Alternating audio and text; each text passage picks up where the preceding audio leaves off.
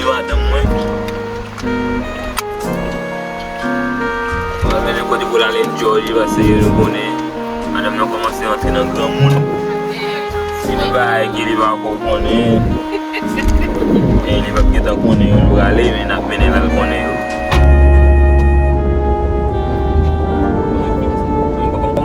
Comment ça c'est quand deuxième anniversaire avec petit garçon ou avec petite fille et bien quelqu'un qui va là et nous allons enjoy nous.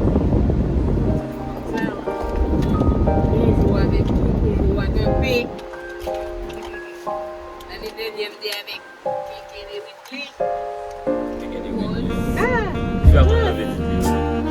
Moi, c'est Ridley. Faut faire un peu de côté.